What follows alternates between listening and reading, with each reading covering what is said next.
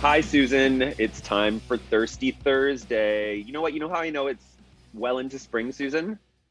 Because my allergies are crazy this morning. I love the spring weather, but with it comes a lot of sniffling and puffy eyes in the morning. So if we were hung up on perfectionism here, Susan, we're gonna talk about that. But if we were hung up on perfectionism, this would not be working right now. But anyways, we wanted to talk first and foremost that this is our 50th edition of Thirsty 50. Thursday.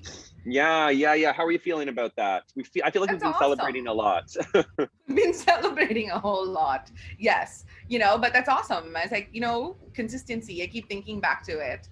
Consistency, it comes to my mind over and over again. We stayed with it and it's 50. And I'm like, wow, that did not feel like 50.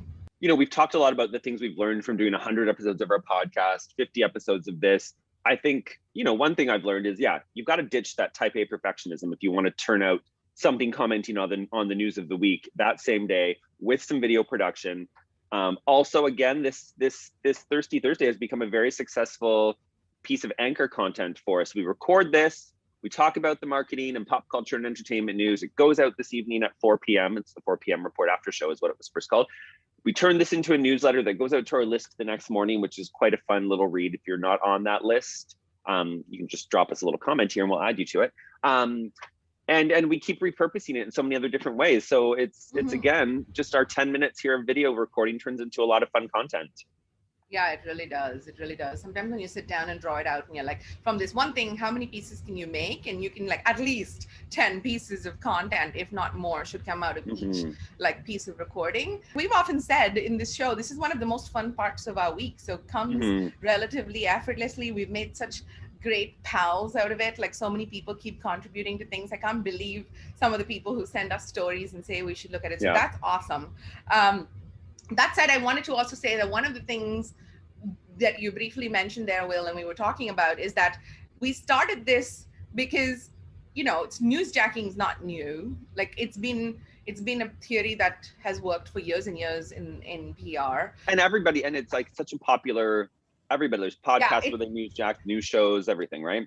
Right. So newsjacking as a concept has always worked, but I think maybe during the pandemic, there's been so much more of brands getting involved in narratives. And we wanted to do that. And with that came a need for speed, right? You have to do it quickly if you want to have a comment. And then production values kind of, like you said, need to go out the window. And we'd already started to do that a little bit with our podcast in the early part of the pandemic last year, where we did extra episodes. But again, a podcast takes a level of detail and a certain number of steps, which sometimes makes for a video like this being easier to put out. So I really enjoyed creating content quickly, Yeah. So, and speaking of that, we've only got a little bit of time left. So let's give the people what they want. We were going to start by talking about Lego. Yes. So Lego, they have just released an LGBTQ plus Lego set, a very colorful, bright Lego set celebrating that community. So we thought that was really cool. It's coming out this spring, probably a nice tie into Pride Month that is going to be happening in a few weeks. So yeah, I thought that was really cool. That's awesome. I really think that's, the fact that so many toy brands are getting on board with making sure that the inclusion side of the thing is taken care of and not just, nice to have, and that makes me happy as the mom of a 10-year-old. Nice. Now from, if we don't mention NFTs for at least 2 out of the 4 weeks in the month, we're not getting it right, Will. No. So earlier this month, Gary Vaynerchuk put out his version of the NFTs. Of course, we knew he would do it. He's always been on the early side of most digital stuff, and this is no different. That said, one of the things, he's been clear about the fact that he thinks this is the future, and at whatever level you should be invested in this kind of thing. That said, I think what is cool is that he's recognizing that this is all too in the cloud, esoteric and weird for people. So they're bringing in the element of real into it. So his collab, he's done a collab with this designer called Jeff Staple. And together they both had weird little pigeons of different types that was on their art, one with the NFT and one in actual clothing, shoes, that kind of thing. To me, it was interesting because resistances that people might have saying, what is this? What is this sort of weird pixel that I own somewhere for this many $1,000, versus along with it, you get this pair of sneakers, which is this limited edition thing and whatever. It all becomes much more real from a collector's So are you saying, perspective. Susan, are you saying if I buy a Gary Vee NFT that I'll get in the mail a pair of their collaboration design sneakers? So I get like a physical representation, something that represents a hoodie the, or it's like merch to go along with your NFT. Exactly. it's like swag and merch meets so pixelation online that's worth money. That said, it's very interesting. I think this is just the start of it, just like with everything else. In the beginning, people don't fully get it, but I thought it was really cool that they were bringing the online and the offline together. I'm sure, like you said, like a year from now, how quickly all this stuff happens, and how the visionaries in this field will take it. And I think if we look back a year from now, like I'm going to mark it in my calendar. We talked about it today. Let's look back and see. It's going to be a totally different landscape of how NFTs are working. So I think you're right. This is just the first step. A first step in along the way. Okay, so we need to talk about the trailer that everybody probably watched last night or yesterday, the Friends reunion. The Friends reunion is happening on HBO Max next week. I think it's May 27th. It's not an actual reunion episode where they act out their characters.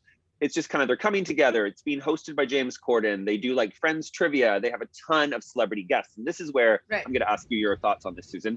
They've announced 25 guests coming on, right? People are pointing out that not one of the guests is Black. Now, go back to original Friends. It was criticized even back then as being very, very white. Like they're sitting in the coffee shop, not one Black person is in the coffee shop. It took 10 seasons for there to be a reoccurring Black character on the show, and there was only 2 in the history of the show. So of course, people were looking to see what they were going to do this time. They do have like Mindy Kaling, so they have people of color. Mindy Kaling, Malala is coming on, I guess, or zooming in, and BTS, the Korean boy band. But again, a lot of people are saying, where's the Black people? It's New York. Come on, Friends. You heard the criticism and you didn't do anything. So is it number one, of course, everyone's still going to watch. It's just something that's like, you thought they might have done that. So what are you thinking? Yeah, I don't know. It's just one of those things. Like you said, they got this criticism is not new to them, right? It's been delivered over and over again. But I guess if you're just hitting your numbers regardless and functioning on nostalgia value, because like you said, I'm going to watch it. Regardless. I don't know what it is about that show. But, you were saying that the meme or the GIF that kind of ruled this past year. The GIF that keeps giving.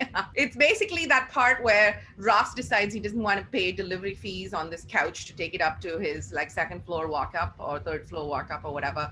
And he gets the friends to come in and move the couch up, except they completely haven't estimated the space required, and they just on either end of the couch, and he's yelling pivot at them repeatedly, right? So I feel like that meme was used during the pandemic more than any other meme. And then lastly, you wanted to talk about I wanted to talk about period panties.